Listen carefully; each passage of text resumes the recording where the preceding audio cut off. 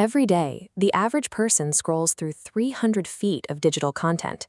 Inside that endless vertical climb, 60 billion messages are fired off. Compare that to the 1970s. Back then, an American saw about 500 advertisements a day. Today, up to 10,000 pieces of media compete for your eyes. Because of this extreme volume, digital platforms rely on algorithms to measure user intent. Those algorithms enforce a strict reality. You have exactly 3 seconds to prove your content is worth watching before a user swipes past. In this vacuum, having a superior product or a brilliant idea means nothing. Survival requires engineering a deliberate interruption. Look at Blockbuster at its peak. They were an apex predator, armed with massive physical infrastructure, global brand recognition, and absolute market dominance. When Netflix entered the market, they did not boast about a superior movie library or better VHS tapes. They wielded a highly specific hook: no late fees. That single phrase directly targeted the primary pain point of Blockbuster's core customer base. It identified a shared frustration and offered an immediate, concise solution. Netflix won because they engineered a hook point that disrupted consumer habits, rendering Blockbuster's massive physical footprint completely irrelevant. We need to distinguish a hook point from clickbait. Clickbait is web content that uses deceptive, sensationalized headlines to trick users into clicking a link. It makes an empty promise and destroys brand trust. A true hook point is a highly distilled, authentic entry point. It is engineered with a single goal: to earn the next 10 to 60 seconds of a viewer's time so you can deliver actual value. The first tactic for building this is extreme specificity. Consider author Tim Ferriss, who used A/B testing to choose the title of his book.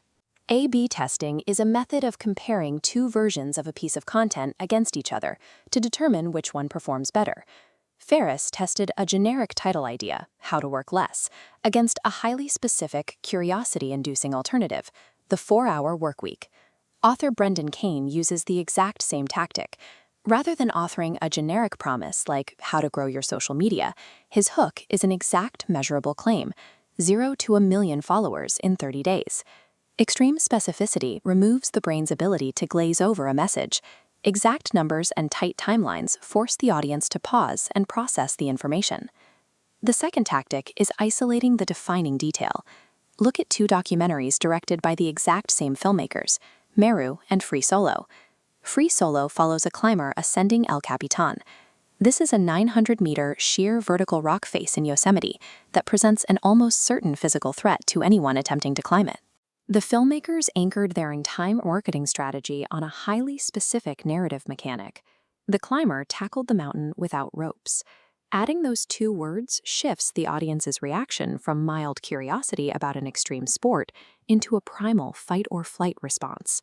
A powerful hook point isolates the most visceral, high-stakes element of your story and forces it to the absolute front of your message. The third tactic is subverting expectations.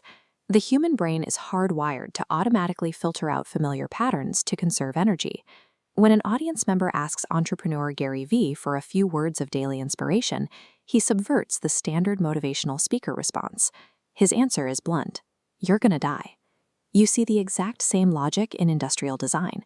When Elon Musk decided to enter the pickup truck market, he faced an industry where vehicle design had remained largely stagnant for 100 years. He revealed the Cybertruck. Its jarring, brutalist aesthetic was engineered specifically to act as a physical hook point in a sea of identical competitors.